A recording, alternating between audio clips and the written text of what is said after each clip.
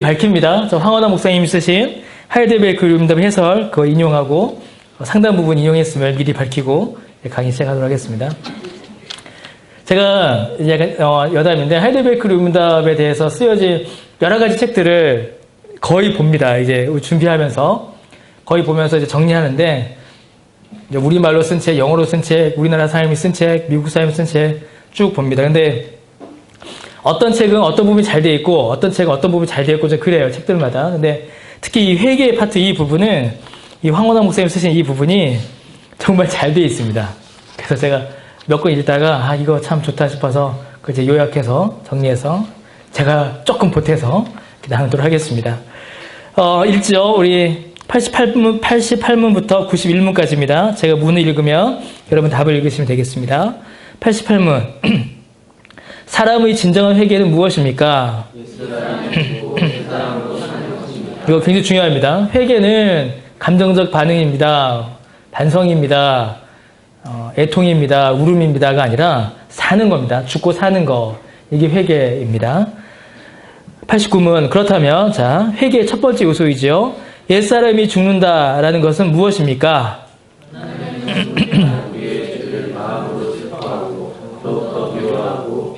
예. 회개의 두 번째 요소인 새 사람으로 다시 사는 것은 무엇입니까? 하나님 안에서 마음으로 즐거워하고 하나님의 뜻에 따라 모든 선을 행하며 사는 것을 사랑하고 기뻐하는 것입니다. 91문. 그런데 그렇다면 선행이란 무엇입니까? 선행의 길도 하나님의 이름을 따라서 그리고 그의 영광을 위하여 행하는 것만을 선행이라 하며 우리 자신의 생각이나 사람의 개념에 근거한 것은 선행이 아닙니다. 예, 우리가 지난주에 선행에 대해서 쭉 살펴봤죠. 선행에 대해서 쭉 살펴보면서 아주 중요한 결론에 도달하게 되는데 선행은 하나님께서 우리에게 베풀어 주신 구원의 은혜에 대한 감사로서의 행위, 하나님께서 우리에게 베풀어 주신 구원의 은혜에 대한 열매, 그게 바로 선행이다라고 살펴봤습니다. 근데 그 선행이다라고 이름이 붙여진 것은 그것을 행하는 우리가 선해서가 아니죠.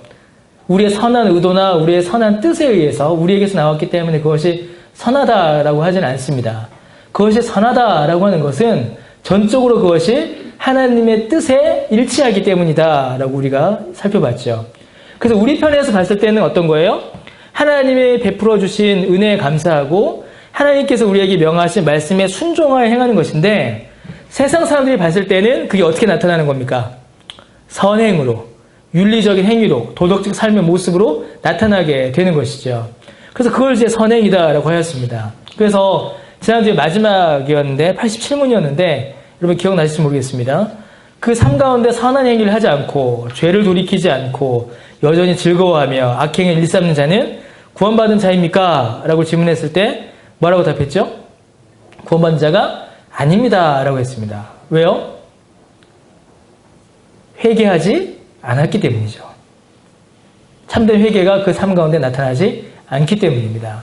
회개는 우리의 구원에 있어서 아주 필수적인 요소입니다. 우리가 아까 세 가지 공부 때도 잠깐 이야기했지만 우리가 경험하고 있고 우리를 얽어매고 있고 우리를 고통스럽게 하는 가장 본질적 억압이 죄이기 때문이죠. 그래서 우리가 얻어야 될 가장 궁극적 위로 역시도 죄로부터의 풀려남입니다. 그럼 우리가 죄로부터 풀려났다. 우리가 죄로부터 자유함 받았다라는 것이 위로부터 올 때에는, 그러니까 하나님으로부터 올 때에는 예수 그리스도께서 십자가에서 죽으신 그 단 한 번의 제사, 그 칭의의 은혜로 우리에게 오고 우리에게서 그것이 나타날 때에는 무엇으로 나타날까요? 죄에 대한 회개로 나타납니다.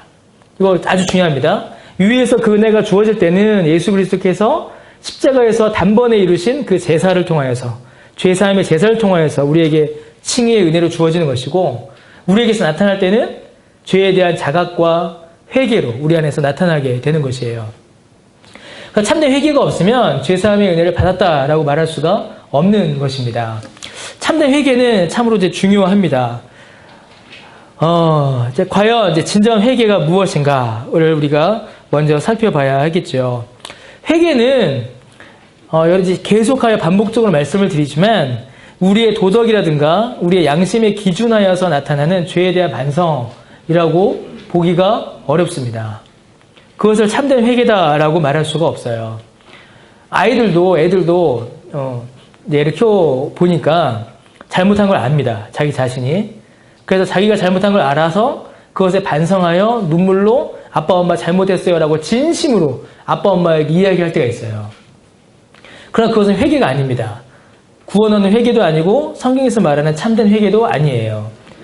우리가 판단하여서 내 행위나 내 생각이나 내 뜻이나 내 말이 잘못되었으므로 내 생각에 의하여 잘못되었으므로 이것을 반성한다. 이건 회개가 아닙니다. 참된 회개의 근거, 참된 회개의 기준은 오직 하나님의 은혜에 근거한 것이고 주의 율법을 기준으로 하는 것이에요. 하나님께서 우리를 구원하여 주셨기 때문에 그 구원받은 신자는 그 삶 가운데 죄를 깨닫게 되고 그 죄를 하나님 앞에 내려놓을 수가 있는 것입니다. 그래서 구원의 은혜를 받지 않은 자는 참된 회개를 할 수 있을까요? 없을까요? 할 수 없습니다. 이게 이제 순환되는데 참된 회개를 경험한 자만이 참된 구원을 맛볼 수가 있고 참된 구원을 맛본 자만이 참된 회개를 맛볼 수가 있습니다. 시간적으로 맞지가 않죠, 말이. 어느 것이 먼저이고 어느 것이 나중인지는 우리가 알 수 없습니다. 제가 말씀드리는 것은 그냥 영적인 순서예요. 하나님께서 참된 구원의 은혜를 베푸신 자만이 그 죄의 심각성을 깨달아 알아서 하나님 앞에 온전히 회개할 수 있고 온전히 회개한 자만이 참된 구원의 은혜를 받아 누릴 수가 있게 되는 겁니다. 이 진정한 회개란 무엇인가? 이 회개에 대해서 많은 오해들이 있었습니다. 특별히 대표적인 오해가 내가 반성하고 내 죄를 자각하고 내 죄를 인정하는 것, 그것이 참된 회개가 아니냐라고 많이들 생각을 했습니다. 왜냐하면 이제 요한일서 1장 9절을 이제 오해했기 때문이죠. 여러분 강의 안에 있죠? 요한일서 1장 9절 한번 읽어봅시다. 자, 시작.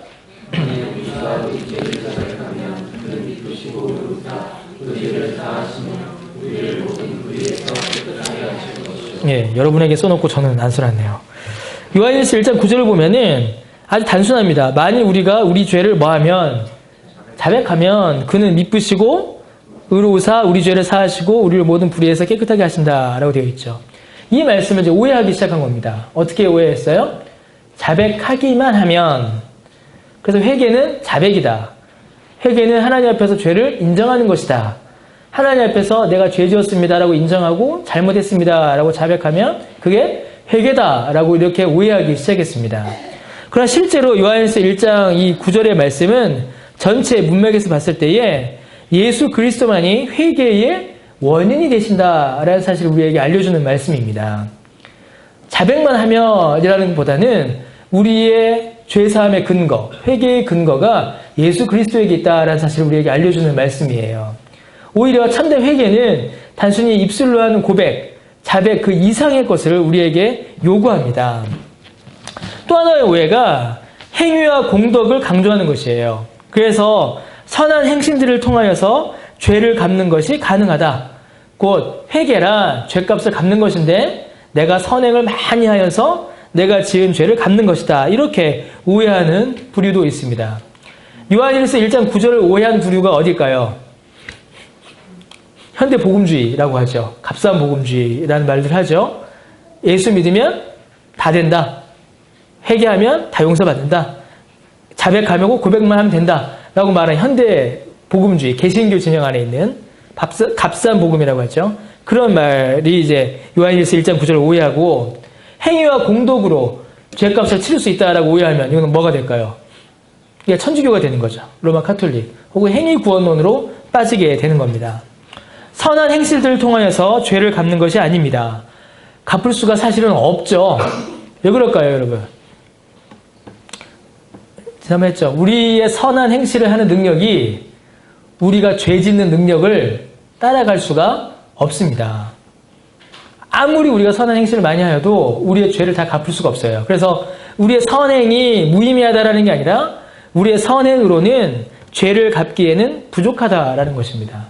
그래서 공덕으로, 행위로 죄값을 치르는 그 회개에 대한 이해 역시 잘못된 일입니다. 그래서 회개는 인간의 일이 아니라 하나님의 은혜로운 사역이며 우리를 새롭게 하시는 하나님의 은총입니다.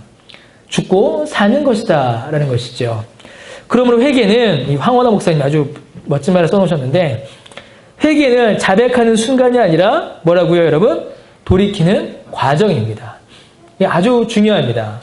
어느 날 회개 집회 그런 거 있죠. 통해 자복하는 집회에 가서 밤새 울고 불며 막 회심했습니다. 막 회개를 해요. 죄를 막 자백합니다. 눈물 콧물 쏟으면서. 물론 그것이 회개의 한 부분일 수 있습니다. 그러한 죄에 대한 자각이 분명히 있어야 됩니다, 여러분. 그거를 무시할 수는 없어요. 그러나 그것 자체가, 그 순간이 회개를 모두 다 만족시킬 수는 없습니다. 오히려 참된 회개는 자백하는 순간으로 그치는 것이 아니라 거기에서부터 시작하는 겁니다. 죄에 대한 우리의 애통은 회개의 전부가 아니라 회개의 시작점입니다. 그래서 참된 회개는 돌이키는 과정 전체를 포함하는 것이죠. 감정적인 뉘우침과 반성으로 그치는 것이 아닙니다. 회개의 합당한 열매, 그것을 우리가 맺어야 되죠. 그게 뭐예요? 옛사람이 죽고 새사람이 사는 겁니다. 옛사람이 죽는다라는 것은 우리가 예전에 즐거워했던 죄로부터 돌이키는 것이에요. 새사람이 산다라고 하는 것은 뭘까요? 지난주에 살펴본 것처럼 주의 말씀에 순종하여 선한 행실, 하나님의 뜻에 합당한 행실로 살아가는 것입니다. 바뀌는 것이에요. 실제적이고 구체적인 삶의 변화를 일으키는 것이 참된 회개입니다. 하나님이 싫어하시는 일에서 하나님이 기뻐하시는 일로의 변화, 그것을 회개, 전 과정, 회개라고 할 수가 있는 것이죠.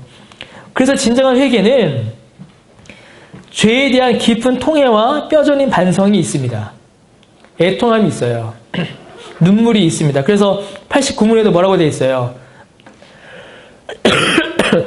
마음으로 뭐한다? 죄송한데 저 물 한 컵만 좀 부탁드릴게요. 예. 죄송합니다. 그래서 89문에 뭐라고 되어 있습니까? 마음으로 뭐하고? 슬퍼하고 더욱더 미워하고 감정적 반응이죠. 우리가 울며 통회하며 자복하는 죄에 대한 깊은 통회와 감사합니다. 뼈저린 반성이 반드시 필요합니다. 그게 있어야 돼요. 여러분들 그런 경험 있으신가요? 어떠세요? 내가 죄인됨을 깨달아 알아서 하나님 앞에 눈물을 흘리지 않을 수 없었던 그런 경험들 혹시 있으세요? 사실은 저 이거 이제 하이델베르크 그림도 하면서 이게 늘 이제 반복하고 늘 이제 생각하는 건데, 사실은 회개는 통의 자복만으로 끝나지 않습니다라는 말을 하는 것조차 어떻게 보면 좀 무의미할 정도로 우리가 통의 자복하여 회개하는 일이 없어요. 요즘에 한국교회가, 또 우리가. 여러분, 눈물 흘리면서 하나님 앞에 내 죄를 회개하고 엎드렸던 적이 몇 번이나 있습니까? 아까 명주가 기도회도 있었는데, 또 기도했었지만, 정말로 하나님 앞에 엎드려져서 내가 죄인임을 깨달아 알아 눈물로 자복했던. 그것이 비록 단 한순간이라 할지라도 그 자백하는 순간이 여러분 가운데 있었냐는 것입니다. 맨날 자백만 하고 삶을 돌이키지 않는 사람한테나 회개는 자백이 아니라 전 과정입니다라고 말할 수 있는 거지, 자백하는 순간조차 경험하지 않는 사람들에게 그런 걸 말하는 게 참 어려워요, 사실은. 근데 여러분들은 그러지 않을 거다라고 저는 생각을 합니다. 그런 기대를 해봐요. 여러분들이 언제 그런 적이 있으셨습니까? 저는 제 개인적으로는 솔직히 말씀드리면 저는 신학교 가서 처음 그랬습니다. 신학교 가서야. 신학교 가서야 내가 정말 죄인이구나. 정말로 내가 구원받지 못할 죄인이었구나. 사실 신학교 가서 알았습니다. 그래서 신학교 가서 밤새 떼굴떼굴 굴렀어요. 우리 신학교 가면 기숙사 지하에 옛날에 청년들 수련회도 했었는데 장판 깔린 방이 있거든요. 넓은 방. 그 방에서 밤새 떼굴떼굴 구르면서 울었습니다. 통곡을 했어요. 정말 내가 더러운 죄인이더라고요. 그때 알았습니다. 여러분들에게는 그런 경험이 있으신지 모르겠어요. 그런 경험 필요합니다. 그것으로만 그치면 안 되지만 그런 경험이 우리에게 있어야 합니다. 그것도 성령께서 주시는 은혜예요. 성령께서 죄를 깨닫게 하셔야, 죄가 더러운 것을 알게 하셔야, 오늘 오전의 말씀처럼 진리의 빛이 비추어져야 우리의 눈이 밝아져서 내가 더럽다는 사실을 보게 됩니다. 참 이 자랑 자체가 부담이 되네요, 제가. 거기에 더하여 진정한 회개는 그러한 회개 자복, 깊은 통행과 뼈저린 반성과 더불어 실제적인 삶의 변화를 가져와야 합니다. 이제는 그 삶이 바뀌어야 돼요. 이제 끊을 수 있는 건 끊고 돌아서야 하는 것 돌아서야 하는 것이죠. 회개는 그래서 돌이킴입니다. 그 가장 좋은 회개가 뭐예요? 가장 좋은 회개가 누가복음에 나오는 탕자의 비유이죠. 탕자가 어떻게 됐습니까? 아버지 얼른 죽으세요 한 거죠. 유산 내놓으라고 한 거니까. 기억나시죠? 탕자의 비유? 그래서 아버지 유산 받아서 멀리 갑니다. 멀리 가서 어떻게 살아요? 먹고 마시고 즐기고 허랑방탕하게 놀다가 쫄딱 망하죠. 그리고 뭘 먹습니까? 쥐염 열매. 돼지나 먹는 거.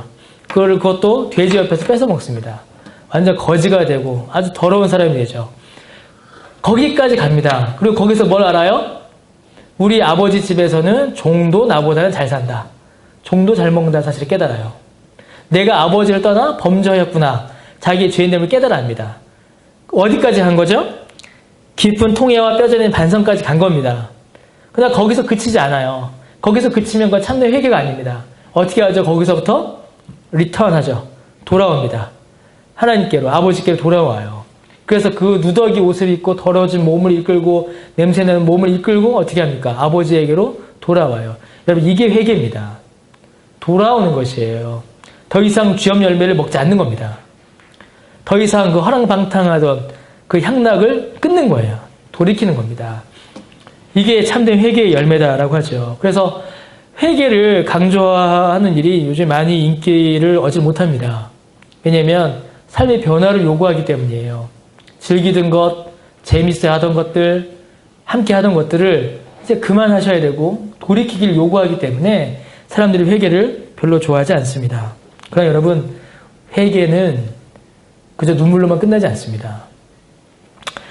회개의 근거는 그리스도께서 우리 죄를 위하여 죽으셨다는 사실이 회개의 근거가 됩니다. 아까도 말씀드렸듯이 우리가 받은 죄 사함은 우리 자신이 더 큰 선행을 행하여 죄를 극복하는 데 있지 않습니다. 우리의 힘으로는 죄를 극복하기 어렵죠. 오직 그리스도께서 죄에 대하여 단번에 죽으셨다는 진리에 우리의 죄 사함과 회개의 근거가 있습니다. 그리스도께서 우리 죄를 사해 주지 않으셨다면, 우리를 죄에서 건져주지 않았다면 사실 우리가 회개하는 것도 어려웠을 것이에요. 그래서 여러분, 우리가 회개할 수 있다. 우리가 회개하여야 한다. 그리고 우리가 회개한다라는 말의 근거는 예수님과의 연합에 있습니다. 우리가 예수님과 연합되어 있기 때문에 회개하게 되는 것이에요. 로마서 4장 6절에 보니까 예수님의 죽으심과 연합하였고 예수님의 부활하심과 우리가 연합되어 있습니다. 곧 예수님이 십자가에서 죽으실 때에 우리의 죄, 옛사람도 죽지요. 그때 우리의 죄단 봉선도 죽은 겁니다. 예수님이 부활하실 때에 누구도 부활합니까? 우리도 부활하는 것이에요. 그래서 그때 우리가 새 생명으로 살아가게 되는 겁니다. 이 과정들이 우리 가운데 구체적으로 나타나는 것이 바로 회개입니다. 내가 내 죄를 깨달아라 주 앞에 통해 자복하고 옛사람을 죽임으로 말미암아 예수님께서 십자가에 죽으셨던 그 죽음이 나와 연합되어 있음을 확인하게 되는 것이죠. 그리고 예수 그리스도를 믿어 죄로부터 회개하여 이제는 새로운 삶으로 돌아서서 살아갈 때에 예수님께서 부활하신 그 새 생명과 내가 연합되어 있음을 비로소 확인하게 되는 겁니다. 그래서 회개하려면 예수님을 먼저 믿어야 되는 것입니다. 예수 믿는 믿음이 있어야 비로소 참된 회개가 나타나게 되는 것이에요. 이 말을 뒤집으면 어떻게 되겠습니까, 여러분? 뒤집어 버리면. 참된 회개를 하지 않는 사람은 예수 그리스도를 믿는 믿음이 그 안에 있다 없다? 어떻게 말할 수 있을까요? 있을까요? 없을까요? 없습니다. 여러분, 없습니다. 참된 회개를 하지 않는 사람이 예수 그리스도를 믿는다라고 말하기 어렵습니다. 물론 시간이 필요하죠. 시간이 필요합니다. 예수를 믿어 우리 선우 지우도 예수 믿잖아요. 근데 아직까지 애들이 회개하거나 자복하거나 통회하거나 그런 일은 아직은 없습니다. 물론 시간이 필요해요. 성령께서 그 10년 가운데 믿음을 주시고 깨닫게 하시는 그 시간의 흐름은 반드시 필요합니다. 그런데 죄송한 이야기지만 여기 계신 어른들 중에서는 그 시간이 앞으로 더 필요하다라고 과연 말할 수 있을까? 이미 주어진 시간으로 충분하지 않을까 싶어요. 우리에게 물론 시간이 필요합니다.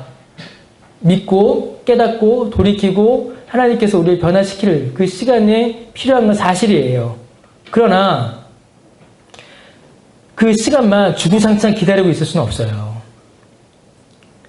언제까지 하나님이 바꿔주실 때까지 가만히 놓여있을 수는 없다라는 겁니다. 참된 회개의 열매가 없으면, 참된 회개를 그 삶에서 경험하지 않으면 그가 과연 예수를 믿는다라고 말하기가 사실은 어렵습니다. 예수님과의 연합을 통하여서 우리 가운데 회개의 모습이 나타나기 때문이죠. 우리는 그리스도 안에서 죽었고 그리스도 안에서 다시 태어남으로 새로운 사람이 됩니다.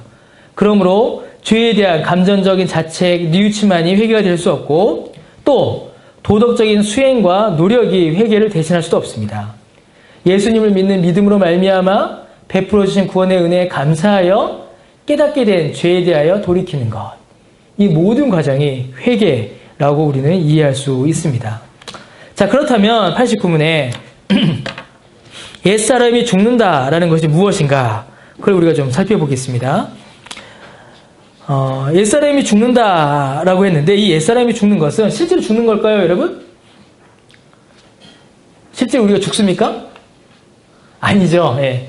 그 세례의 두 가지 방식이 있죠. 우리는 어떻게 하죠? 세례를 어떻게 주죠? 우리 교회는? 장로교는? 그죠? 머리에 이렇게 물을 끼얹는 식으로 세례를 주죠. 근데 이거 말고 또 다른 세례 방식이 있죠. 뭐죠? 제가 얘기했네요. 침례 방식이 있죠. 침례는 어떻게 하죠? 여러분 침례 보셨습니까? 침례교는 물속에 완전히 잠겨요. 머리까지 푹 당깁니다. 그래서 장로교 목사나 침례교 목사가 싸웠답니다. 침례가 옳으냐 세례가 옳으냐. 쓸데없는 얘기예요. 예.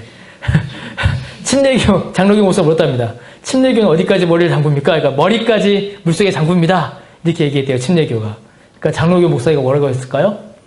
그래서 우리는 머리에다가 물을 붓습니다. 이랬다고 합니다. 예, 별 시덥지 않은 얘기예요. 죄송합니다. 예, 조금 힘들어해서 다시 돌아와서 제가 더 힘들게 했군요. 침례교는 물속에다가 완전히 몸을 담궈요. 머리까지 푹 담궜다 나옵니다. 왜 그럴까요? 왜 푹 담궜다 나와요? 죽음을 상징합니다. 물속에 완전히 들어갔을 때 어떻게 되고? 죽었고 물속에서 나올 때 어떻게 되고? 살았다. 그러니까 죽었다 사는 것을 상징하는 거예요. 침례는. 그 세례도 그와 비슷한 의미를 주죠. 세례는 죄를 씻음을 더 강조를 하게 됩니다. 그래서 여기서 그 옛사람이 죽는다라고 할 때 이 죽음은 실제로 우리의 몸이 죽는 어떤 실체적 죽음을 의미하지 않습니다. 그렇게 생각하시는 분도 없으실 거다라고 저는 믿어요. 여기서 죽는다, 옛사람이 죽는다라는 것은 영적인 상태의 변화를 말하는 겁니다. 특별히 우리의 마음과 성향, 성품의 변화가 일어나는 것이에요. 구체적으로는 죄에 대하여 바뀌는 것입니다. 죄를 대하는 자세, 죄를 대하는 생각, 죄를 대했던 행동, 죄를 대했던 우리의 마음이 바뀌는 것. 이게 바로 옛사람이 죽는다라는 말의 구체적인 의미라고 볼 수 있습니다. 왜냐하면 이 옛사람이 가지고 있는 특징 때문에 그렇습니다. 옛사람은 어떤 상태의 사람일까요, 여러분? 옛사람은 예수 믿지 않고 구원받지 않은 상태의 사람을 옛사람이다라고 하겠죠. 그럼 구원받지 않은 상태의 사람은 뭐에 종된 사람이에요? 죄에 종된 상태입니다. 옛사람의 가장 큰 특징은 죄에 종된 상태입니다. 죄의 종이죠. 그래서 오늘 말씀, 오전에 살펴봤던 말씀을 적용해보면 어떻게 되겠어요? 마음이 어디에 있고, 땅에 있고, 시선이 어디에 있고, 어둠에 있고, 순종이 어디에 있고, 재물을 향하는 그런 상태가 바로 옛사람이라고 우리는 볼 수 있을 것입니다. 죄에 오염된 상태예요. 그래서 옛사람을 죽입니다. 옛사람을 죽인다라는 이 말은 옛사람이 가지고 있는 가장 중요한 특징인 죄에 대한 자세, 죄에 대한 형편을 바꿔놓는다라는 말과 같습니다. 그래서 옛사람을 죽임이란 우리 자신의 삶에 대한 완전한 전향을 말하는 것이에요. 그래서 참으로 회개한 자는 옛사람을 죽이는데 어떻게 죽이느냐? 예수님을 믿기 이전의 죄악된 삶이 예수님 믿고 난 이후에는 어떻게 될까요? 유지될까요? 사라질까요? 여러분, 제 눈을 똑바로 쳐다보고 당당하게 말씀해 보세요. 예수 믿기 이전에 즐겼던 죄악된 삶이 예수 믿고 난 이후에도 계속 유지될까요? 없어질까요? 즐거워할까요? 싫어하게 될까요? 싫어하게 되고 없어지게 되는 거죠. 예수 믿기 이전과 예수 믿고 난 이후에 삶의 변화가 나타난다는 겁니다. 성품의 변화가 나타난다는 것이에요. 갈라디아서 보면 성령의 열매들이 쭉 나오죠. 골로새서에도 열매들이 쭉 나와요. 그 열매들이 결국 뭡니까, 여러분? 성품의 변화예요. 성품의 변화. 그 성품이 죄에 대한 입장이, 죄에 대한 자세가, 삶의 모습이, 삶의 태도가 바뀌는 겁니다. 여러분, 예수 믿기 이전과 예수 믿고 난 이후에 여러분의 삶이 어떻게 바뀌셨어요? 뭐가 가장 크게 바뀌셨습니까? 이런 의미에서 이제 모태신앙이 좀 재미가 없어요. 그죠? 저희 같은 사람들은 분명합니다. 저 같은 사람들은 예수 믿고 이전과 예수 믿기 이전과 이후가 저는 너무 극적으로 달라서요. 뭐 모태신앙도 그랬나요? 똑같아요. 야, 저랑요 아니면은 삶의 변화가 저랑 똑같다고 합시다. 그게 더 좋은 것 같으니까. 아니에요? 그러면 안 되는데. 네. 그 부분 나중에 설명해 드릴게요. 예수 믿기 이전과 예수 믿고 난 이후에 삶의 변화들이 나타나야 합니다. 그것이 또한 나타납니다. 그런데 우리가 자각하지 못하는 경우가 있어요. 자각하지 못하는 경우가. 본인이 스스로 자각하지 못하지만 그 삶 가운데 분명히 변화가 나타납니다.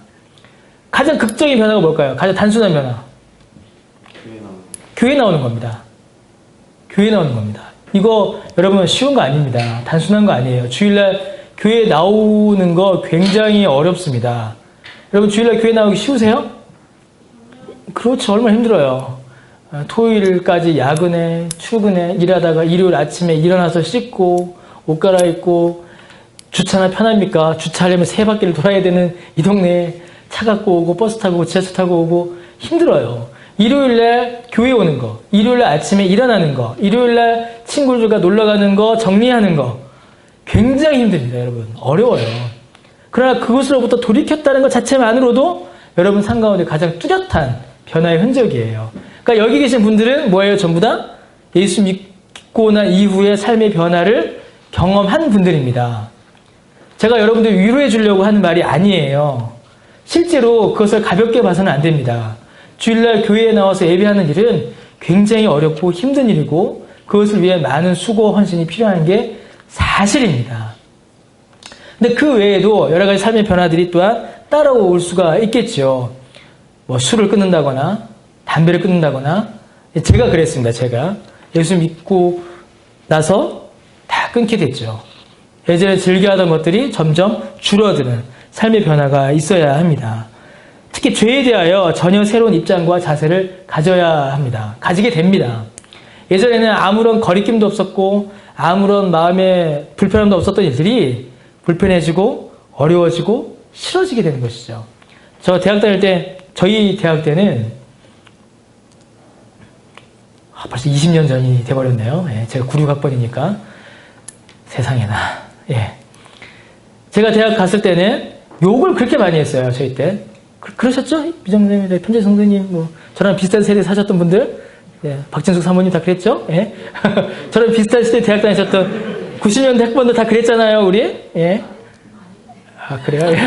우리만 그랬나요? 저는 굉장히 욕을 많이 했어요. 남자든 여자든 막 다 입에 욕을 달고 살았습니다. 왜 그랬는지 모르겠는데, 우리만 그랬나? 네, 우리만 그랬나 보네요. 뭐, 저도 그래서 욕을 달고 살았습니다. 근데 이제 예수 믿고 난 이후에 제가 좀 뚜렷하게 느꼈던 것 중에 하나가, 뭐, 술, 담배 끊는 거는 뭐, 그거는 뭐 정말 특별한 은혜가 있었거든요. 전 정말 놀라운 은혜가 있어서 끊게 되었는데, 제 언어 생활의 변화를 제가 실제로 경험하게 됐죠. 욕을 하기가 이제 힘들어지는 겁니다. 이 개야! 이게 나오면 따라 나와야 되는데, 이 개야! 하고 나면 이제 괜히 마음이 두근두근 하는 거예요. 여러분 그런 경우 없으셔서 모르시는가요? 우리 언어 생활, 또 삶의 변화, 죄에 대한 자세들이 변화가 일어나야 합니다. 요엘 2장 12절부터 14절 말씀이 있죠? 우리 같이 한번 읽어봅시다. 자, 시작.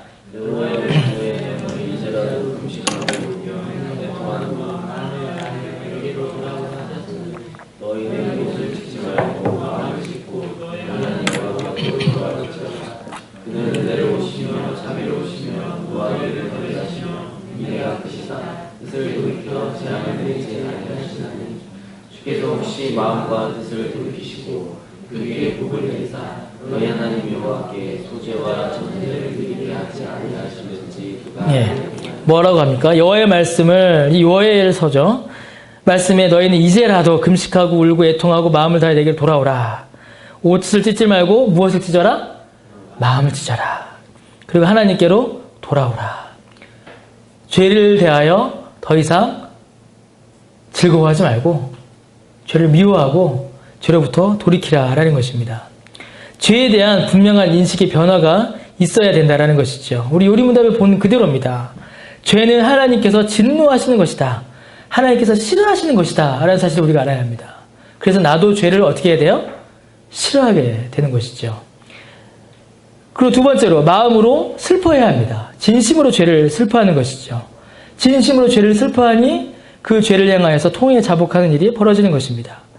더욱더 미워해야 합니다. 그 죄를 더욱더 미워하니까 죄를 즐거워하거나 기뻐하거나 혹은 죄에 대해서 아무렇지도 않게 여기서도 안 되는 것이에요. 네 번째로는 뭐가 있습니까? 죄를 피하는 것입니다. 죄를 가까이 하지 않는 것이에요. 여러분, 자기 자신을 너무 과신하지 말아야 합니다. 나는 죄의 자리에 나아가도 충분히 죄를 견뎌낼 수 있어. 그렇게 자기 자신을 너무 과신해서는 안 됩니다. 우리 능력 매우 약합니다. 유혹에 쉽게 넘어가는 게 우리 자신이에요. 자신의 능력을 과대평가하여 스스로 죄의 자리에 나아가서는 안 됩니다. 죄는 그 모양이라도 피하라 라고 했죠. 죄를 가까이 하지 않는 것이 가장 좋습니다. 자, 새 사람을 살리는 일이 있어요. 회개의 두 번째 요소. 회개의 두 번째 요소는 새 사람을 살리는 것입니다.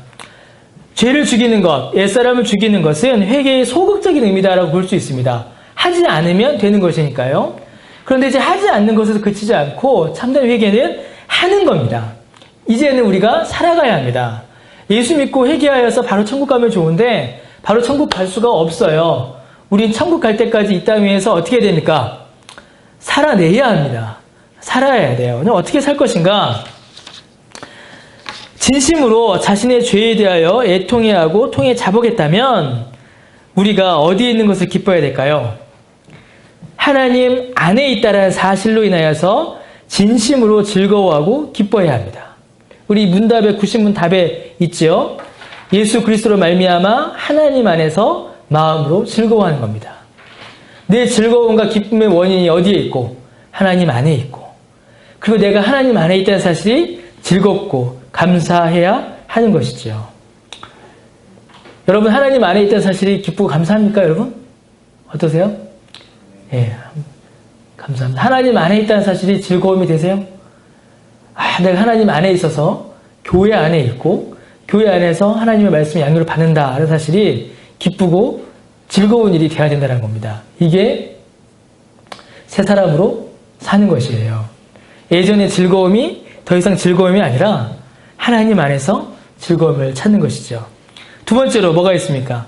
하나님의 뜻에 따라 모든 선을 행하며 사는 것을 사랑하고 기뻐하는 겁니다. 선행의 원인이죠. 억지와 두려움으로 하지 않는 겁니다. 마음속에서 일어나는 진심과 기쁨으로 하나님의 뜻에 순종하며 살아가는 것. 이게 바로 새로운 삶, 새 사람으로 사는 것이에요. 골로새서 3장 8절과 10절 말씀 있죠, 여러분? 같이 한번 읽어봅시다. 자, 시작.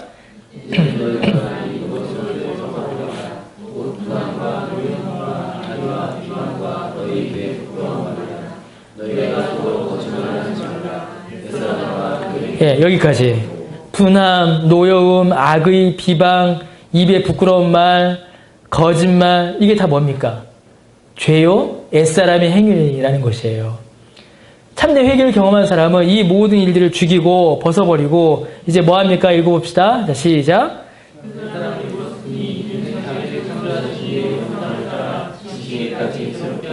예, 외적으로는 어떻게 돼요? 그리스도의 형상을 따라가는 겁니다. 우리를 창조하신 이 형상, 하나님의 형상을 따라가는 것이죠. 내적으로는요, 지식에까지 새롭게 하심을 입는 겁니다. 외적으로는 하나님을 닮아 하나님의 형상을 쫓아가서 그리스도께서 행하신 일을 본받아 행하는 것이에요. 내적으로는 지식, 곧 생각과 마음이 하나님을 알아가는 일에 있어서 새로워지는 겁니다. 이게 바로 새 사람으로 살아가는 것이죠. 자, 그런데 이제 문제가 있어요, 여러분. 문제가. 아까도 우리 비슷한 문제가 처음에 한번 제기되었는데, 무슨 문제가 있습니까? 옛사람을 죽이고 새 사람을 살리는 일이 참된 회개라고 했는데, 무슨 일이 벌어져요? 내가 옛사람인지 새 사람인지 혼란이 이제 일어난다는 겁니다. 내가 예수님을 믿었습니다. 예수님을 믿습니다. 그래서 구원도 받았어요. 그래서 들은 말에 의하면 예수 믿었으니까 내가 구원받아서 새 사람이 된 것 같은데, 문제는 뭐죠?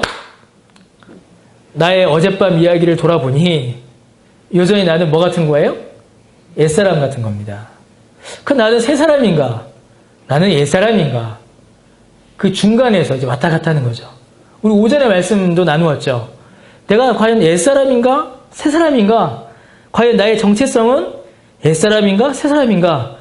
설교를 들어보니 새 사람 같은데 실제로 내가 살아가는 모습을 보니 아직도 여전히 옛사람 같은 모습이 보이는 거거든요. 여러분, 예수님을 믿어서 구원받은 사람의 정체성은 옛사람일까요? 새 사람일까요? 여러분, 어떻게 생각하십니까? 옛사람일까요? 새 사람일까요? 새 사람이죠. 새 사람입니다. 가운데 걸쳐있는 것은 없습니다. 절반은 옛사람, 절반은 새 사람은 없어요. 여러분이 만약에 참으로 예수 그리스도를 구주로 믿고 오직 예수님만이 내 죄를 사하여 주셨으며 예수님을 믿었으니 내가 구원받는다 사실을 정말로 여러분이 믿는다면 여러분은 모두 새 사람입니다. 이건 제가 하는 선포가 아니라 성경이 우리에게 해주는 선포예요. 여러분이 참으로 예수님을 믿는다면, 예수님이 내 죄를 사하셨고 그 믿음을 말미암아 내가 구원받음을 믿으면 여러분 새 사람입니다. 제 이야기가 아니라 성경의 선언이에요. 근데 문제는 뭡니까? 우리의 정체성은 새 사람인데 다만 우리에게는 여전히 뭐가 남아있어요? 옛사람의 흔적이 남아있는 겁니다. 흔적. 옛사람의 흔적이 우리에게 남아있는 것이죠. 아직도 여전히 우리의 몸에, 우리의 의복에, 우리의 옷에 옛사람이라는 얼룩이 남아있는 겁니다. 그러면 우리가 살아가는 이 인생길은 뭐가 되겠어요? 이 흔적을 어떻게 돼요? 지워가는 겁니다.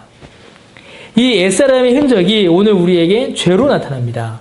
그래서 옛사람의 흔적을 지우고 옛사람을 죽이고 새 사람을 살리는 일을 위해서도, 이 일을 위해서라도 우리는 끊임없이 드러난 죄로 인하여서 회개해야 합니다. 그래서 성화를 이루는 가장 중요한 도구가 뭐예요?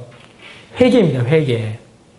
나는 새 사람이지만 여전히 나에게는 옛사람의 흔적들, 여전히 나타나는 옛사람의 흔적들, 그 죄의 모습들을 어떻게 하는 겁니까? 회개로 지워나가는 것이에요. 하나하나씩 지워나가는 겁니다. 그게 성화이고 그게 우리가 이 땅 가운데 살아가는 동안에 행해야 될 일인 것이죠. 그래서 참된 회개를 경험한 사람들은 그 삶에서 옛사람의 흔적들을 지워나가기 위하여 애쓰고 기도하고 노력하고 주의 도우심을 간구하는 자입니다. 그래서 어떻게 될까요? 옛사람의 흔적들이 어떻게 돼요? 하나씩 하나씩 지워져 나가는 겁니다. 하나씩 하나씩. 그래서 점점 내 삶에 하나님의 거룩이 채워가는 부분이 많아지고 옛사람의 흔적이 드러나는 부분들이 점점 줄어드는 것. 그게 바로 우리가 받은 구원의 은혜요, 성화의 은혜인 것이죠. 그런데 이제 여러분 우리가 여러 번 이야기했지만 칠판에 갖다 놓고 할 걸 그랬네요. 우리의 성화의 정도가 어떻게 돼요, 여러분? 아시죠? 시간이 지나면서 쭉 이렇게 올라가면 좋은데 이렇게 됩니까? 이렇게 안 돼요. 쭉 이렇게 되면 좋은데 이렇게 안 되고 어떻게 돼요? 조금 좋아지는 것 같다가 어느 날 어떻게 됩니까? 툭 떨어집니다. 툭 떨어져 버려요. 그러다가 바닥까지 갔다 다시 일어납니다. 다시 은혜 주셔서 또 쭉 올라가요. 근데 쭉 올라가다가 또 어떻게 됩니까? 더 떨어져 버려요. 그래서 또 은혜 주셔서 또 올라갑니다. 그래서 어떻게 돼요? 이 고점들만, 이 꼭지점들만 이어가면 어떻게 돼요? 전체적으로 봤을 때 위로 쭉 상승해 가지면 우리의 성화의 정도가 점점 자라나가지만 이 과정들을 볼 때는 어떻게 된다고요? 자라다가 떨어지고 성장하다가 낙심하고 자라다가 시험에 들고 이런 일들이 계속 반복하게 되는 겁니다. 그때마다 우리가 해야 될 일이 뭐예요? 기도하는 것이고 주의 도움을 간구하는 것이죠. 그 모든 과정들이 성화의 과정이요 참된 회개의 과정이다라고 우리가 말할 수 있는 것입니다. 자, 그렇다면 선행이란 무엇인가? 라고 또 한 번 질문합니다. 그럼에도 불구하고 우리에게 선행이 필요한 이유가 무엇이고, 그렇다면 참된 선행은 무엇인가? 라고 다시 한번 질문하죠. 선행은 우리가 이미 지난주에 다뤘던 것처럼 구원을 얻기 위한 조건이 아닙니다. 선행은 구원으로 말미암아 맺는 열매가 되죠. 회개가 구원에 있어서 필수적이기 때문에 그렇습니다. 그리고 그 회개는 반드시 하나님이 기뻐하시는 거룩한 삶으로 드러나기 때문입니다. 자, 그래서 선행은 세상이 바라보는 선행과는 달라요. 선행은 아까 처음에 말씀드렸던 것처럼 우리의 생각이나 사람의 계명, 사상, 도덕심에 근거한 것이 아닙니다. 만약에 우리가 선한 일을 했다고 합시다. 그리고 우리가 선한 양심에 의해서 선한 일을 했어요. 그러나 겉으로 드러나기에는 내 선한 마음에 의해서 한 것처럼 보이고 내가 가지고 있는 긍휼의 마음 때문에 한 것처럼 보인단 말이죠. 길을 가다가 뭐죠? 그 지하철역 앞에 노숙자분들이 파시는 잡지 있죠? 그 뭐죠? 좀 맨날 비기슈. 예.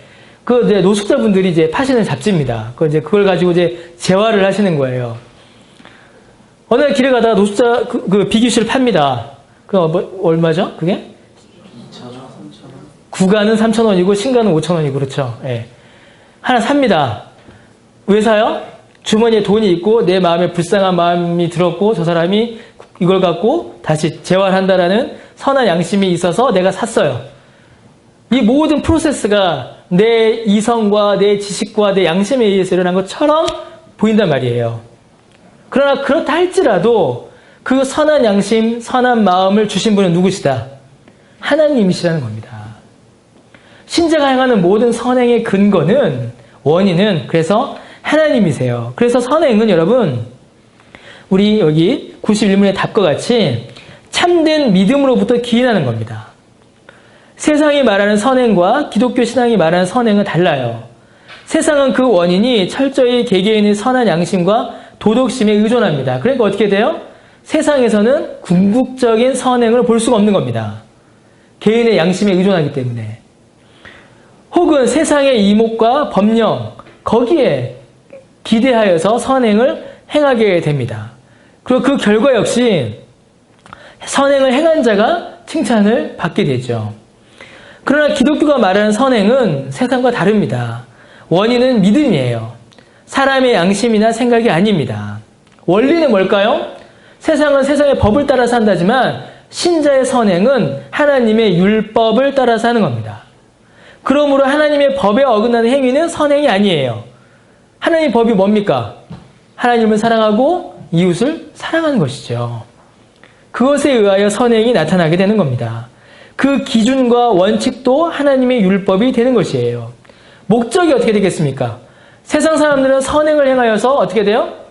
자기의 이름을 높이죠. 또 어떤 사람도 있습니까? 선행을 통하여서 이 세상을 밝게 만들려는 사람들도 있어요. 여러분, 그렇죠? 자기 명예를 위해서 하는 선행은 조금 약간 좀 비아냥 버려도 세상을 바꾸고 세상을 살기 좋게 만들기 위해서 하는 선행은 가치 있고 귀한 선행입니다. 그런데 그것은 세상의 선행이에요. 기독교가 행하는 선행은 세상을 바꾸는 데 있지 않습니다. 기독교에서 말하는 선행, 신자의 선행의 목적은 오직 하나님이 영광 받으시는 것이에요. 오직 하나님의 이름이 찬송을 받으시는 데 있습니다. 사람이 칭찬받거나 세상에서 사람의 입지를 높이는 데 있지 않고 오직 하나님만이 영광 받으시는 데에 선행의 모든 목적이 있습니다.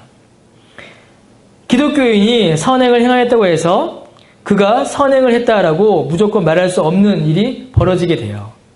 만약에 기독교인이라 할지라도 선행을 행하였는데 오늘 우리가 읽은 것처럼 성경과 상관없이 혹은 하나님의 영광과 상관없이 자기의 영광을 위하여 행했다면 그것은 신자가 행한 바른 선행이라고 할 수가 없는 것이죠. 그저 기독교의 이름을 빌려와서 세상 사람들 앞에 보여주기 위한 선행을 한 것에 불과하게 됩니다. 혹은 그 목적이 세상에 유익을 주고 세상을 바꾸고자 하는 것이 목적이라면 그것 역시도 신자의 바른 선행이라고 말할 수가 없는 것이에요. 신자의 선행은 오직 하나님께만 영광을 올려드리는 데 있습니다. 선행의 원인과 동기가 믿음과 회개가 아니고 그리고 하나님께 영광 돌리는 일이 아니라면 참된 선행이라고 할 수가 없습니다. 예수 그리스도를 믿는 그 믿음과 베풀어 주신 구원의 은혜에 대한 감사 없이, 혹은 자신의 죄된 옛사람을 죽이고 새 사람을 살리는 일로서, 곧 죄에 대한 회개의 열매로서가 아닌 그저 자신을 드러내고 알리고 칭송받기 위해 행하는 모든 행위는 참된 선행이다, 신자의 선행이다라고 말할 수가 없게 되는 것입니다. 회개를 말하면서 선행으로 결론 맺는 일은 아주 중요합니다. 그저 드러난 삶의 모습, 그저 변화된 삶만을 가지고 나는 회개했다라고 말하는 사람들이 있기 때문이에요. 그러나 그저 드러난 삶, 그저 드러난 변화된 삶, 그저 드러난 선행만 가지고 그걸 가지고 또한 참된 회개를 했다라고도 말할 수가 없는 것입니다. 하나님 앞에 죄를 자복하고 통회하고 죄로부터 돌이켜서 그 삶의 모습을 바꾸어가는 과정 가운데 나타난 선행, 이 모든 전반적 과정이 참된 회개요, 신자의 삶에서 맺혀지는 선행의 열매가 되는 것입니다. 예, 여기까지 살펴보도록 하겠습니다. 혹시 질문이나 하시고 싶은 말씀 있으시면? 네, 없으신가요? 그러면 우리 잠깐 같이 기도하고 우리 마치도록 하겠습니다.